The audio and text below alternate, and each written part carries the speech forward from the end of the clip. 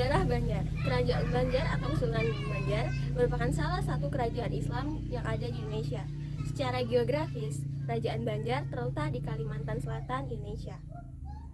Wilayah Banjar membentang dari Tanjung Sambar ke Tanjung Aru. Kesultanan ini semula beribu kota di kota Banjarmasin, kemudian pindah beberapa kali yang berakhir di Kayutangi atau yang kini disebut dengan Martapura. Sejarah berdirinya Kerajaan Banjar dimulai dari Maharaja Sukarama yang merupakan raja negara Kerajaan Daha yang berwasiat agar pengganti tahtanya nanti adalah Pangeran Samudra.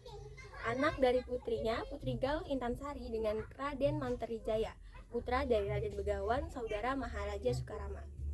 Wasiat tersebut menyebabkan Raden Samudra terancam keselamatannya karena para putra Maharaja Sukarama juga berambisi sebagai raja. Usia Pangeran Samudra yang masih begitu belia, tahta Maharaja Sukarama digantikan oleh Pangeran Mangkabumi, anak pertama Maharaja Sukarama. Tetapi masa pemerintahannya tidak berlangsung lama karena ia dibunuh oleh pasukannya sendiri yang mengadakan persekongkolan dengan Pangeran Temenggung. Pada peristiwa ini membuat Pangeran Temenggung itu naik tahta, di mana pada saat itu Pangeran Samudra sendiri berusia masih 7 tahun yang semakin besar dan dapat datang kapan saja. Pangeran Samudra pun menyelamatkan dirinya dengan menaiki sampan menuju ke muara Sungai Barito, lalu menyamar menjadi seorang nelayan di pelabuhan Banjar. Mendengar kabar ini, Patih Masih yang merupakan penguasa Bandar mengajak Raden Samudra untuk tinggal di rumahnya dan berupaya untuk membantu Raden Samudra mendapatkan haknya untuk memimpin Daha, seperti wasiat Maharaja Sukarama.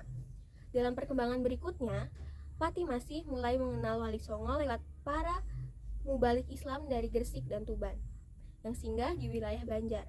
Hubungan yang baik ini membuat Patih Masih memeluk Islam. Melihat situasi ini, kemudian Patih Masih mengusulkan untuk Pangeran Demak meminta bantuan kepada Kerajaan Demak. Permintaan ini kemudian dikabulkan oleh Sultan Demak dengan syarat Kerajaan Banjar nantinya mesti memeluk Islam. Pasukan Demak yang berjumlah 1.000 prajurit pun dikirimkan ke Banjar untuk peperangan ini. Sumber yang lain bahkan ada yang menyebut angka 40.000 pasukan yang dikirim dalam pertempuran ini dengan 1.000 kapal yang masing-masing berisi 400 pasukan. Bantuan ini membuat Pangeran Samudra memperoleh kemenangan telak sehingga membuat Pangeran Temenggung menyerahkan kekuasaan Kerajaan Negara Daha kepada Pangeran Samudra. Daha kemudian dilebur menjadi Kerajaan Banjar yang beribu kota di Banjarmasin. Akhirnya, sesuai dengan perjanjian, Raden Samudra menjadi raja pertama Kerajaan Banjar dengan gelar Sultan Suryansyah, sekaligus raja pertama yang memeluk Islam atas bimbingan Khatib Perdaya. Geografis Kerajaan Banjar. Secara geografis, Kerajaan Banjar terletak di Kalimantan Selatan, Indonesia. Wilayah Banjar membentang dari Tanjung Sumbar ke Tanjung Aru. Dalam Hikayat Banjar disebutkan bahwa wilayah kekuasaan Banjar membentang dari negeri Sambas atau Kerajaan Sambas hingga ke negeri Karasikan atau Burunan atau Banjar Kulon. Wilayah kekuasaan ini mencakup 5 distrik besar yang ada di wilayah Kalimantan Selatan, yakni Daha atau daerah Negara sampai Margasari, kemudian Magelang, daerah Alabio, Kuripan, daerah Amuntai, Pandan Arum, daerah Tanjung, dan Pudak Tegal, daerah Kalua. Pada abad ke-15 sampai abad ke-17, wilayah Banjar dibagi menjadi 3 bagian teritorial, yakni yang pertama, Negara Agung yang mencakup Banjar Kuala, Pahuluan, dan Batang Banyu. Kedua, Mancanegara yang mencakup Tanah Dusun, Pulau Laut, Kepangeranan, Towaringin, Tanah Bambu, Tanah Dusun, dan Pasir. Dan yang ketiga, daerah pesisir yang mencakup Kalimantan Utara, Kalimantan Timur, dan Kalimantan Barat. Kehidupan politik. Sistem pemerintahan Kesultanan Banjar masih mengikuti negara Daha, di mana jabatan raja diturunkan kepada golongan tutus atau keturunan raja. Sedangkan jabatan tertinggi setelah raja, yaitu Perdana Menteri yang bergelar Mangkubumi, ditempati oleh golongan jaba atau rakyat biasa yang berjasa besar terhadap kerajaan. Nama-nama raja atau sultan kerajaan Banjar: Sultan Suryansyah, Sultan Rahmatullah, Sultan Hidayatullah, Sultan Mustainbillah, Sultan Inayatullah, Sultan Saidullah, Sultan Riayatullah atau Adipati Halid, Sultan Amirullah atau jika ada ataunya anjir. Sultan Amirullah Bagus Kesuma, Sultan Agung atau Pangeran Suryanata II, Sultan Amarullah Bagus Kasuma, Sultan Tahmidullah I, Panembahan Kusuma Dilaga, Sultan Hamidullah atau Sultan Kuning, Sultan Tamjidullah I, Sultan Muhammadillah, Sultan Tahmidullah II atau Sultan Nata Alam, Sultan Sulaiman Al-Mutamidullah, Sultan Adam Al-Watsik Billah, Sultan Tamjidullah II Al-Watsiku Billah, Pangeran Antasari, Sultan Muhammad Seman. Masa kejayaan Kerajaan Banjar.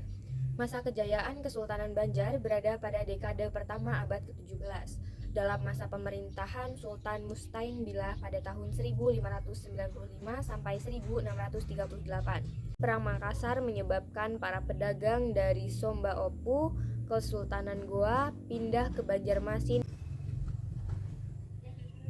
Di saat yang sama, wilayah Kesultanan Banjar berhasil diperluas dengan menduduki Sambas, Lawai, Sukadana, Kota Waringin, Pembuang, Sampit, Mendawai, Kahayan Hilir, Kahayan Hulu, Kutai, Pasir, Pulau Laut, Satuy, Asam-Asam, Hintap, dan Swarangan. Masa keruntuhan Kerajaan Banjar. Pada abad ke-18, terjadi perpindahan kekuasaan kepada Sultan Tamjidullah dengan mengangkat Pangeran Nata Dilaga sebagai sultan. Hal ini menyebabkan perpecahan di dalam kerajaan. Pangeran Amir meminta bantuan pamannya Arung Tarawe untuk menyerang Kesultanan Banjar dengan pasukan orang Bugis. Kehidupan ekonomi Kerajaan Banjar. Kehidupan ekonomi Kerajaan Banjar mulai berkembang pesat dari abad ke-16 hingga abad ke-17. Akibat Perang Makassar menyebabkan para pedagang dari Somba Opu, Kesultanan Goa, pindah ke Banjarmasin sehingga menjadi bandar perdagangan besar, bahkan sampai melakukan ekspor ke luar negeri. Komoditas perdagangan utamanya adalah lada hitam, madu, rotan, emas, intan, damar, dan kulit binatang. Banjarmasin menjadi kota dagang yang besar, yang memberi dampak bagi kesejahteraan masyarakat. Hal ini semakin menguat disebabkan posisi Kalimantan Selatan yang sangat strategis dalam jalur perdagangan. Kerajaan Banjar dikenal juga dengan produksi kapal dan senjatanya, seperti kapak, golok, cangkul, dan sebagainya. Efeknya, kemajuan dalam bidang industri ini juga meningkatkan kemajuan dalam sektor pertukangan.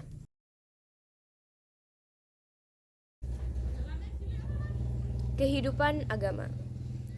Islamisasi di Kerajaan Banjar bersifat politis atau resmi. Artinya, Islamisasi tersebut dimulai oleh pemimpin atau raja yang kemudian diikuti oleh rakyatnya. Proses Islamisasi tersebut dijelaskan dalam buku Islam dalam Arus Sejarah Indonesia yang berjudul Dari Negeri di Bawah Angin ke Negara Kolonial karya Jajat Burhanuddin. Perkembangan Islam di Banjar semakin maju, ditambah lagi dengan kemunculan ulama yang bernama Muhammad Arsyad Al-Banjari, sebagaimana dikutip dari buku Sejarah Sosial Pendidikan Islam karya Dr. Samsul Bahri.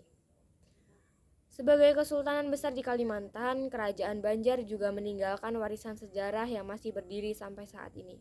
Di antaranya Masjid Sultan Suryansyah dan makam para raja yang salah satunya adalah raja terakhir Kerajaan Banjar. Kehidupan sosial. Masyarakat yang hidup di Kerajaan Banjar berasal dari etnis suku Ngaju atau Banjar Muara, suku Bukit atau Banjar Hulu, dan suku Maanyan atau Banjar Batang Banyu. Dalam kehidupan sosialnya, masyarakat Kerajaan Banjar terbagi menjadi 3 golongan. Golongan atas diisi oleh bangsawan serta para keluarga raja yang merupakan kelompok minoritas dengan kemudahan hidup. Golongan tengah diisi cendekiawan dan ulama yang bertugas untuk mengurus masalah hukum dan agama kerajaan. Lapisan bawah diisi pedagang, petani, dan nelayan yang merupakan kelompok paling besar di Kerajaan Banjar. Kerajaan Banjar meninggalkan warisan sejarah yang masih berdiri sampai sekarang. Beberapa di antaranya yaitu Candi Agung, Makam Sultan Suryansyah, dan Masjid Sultan Suryansyah.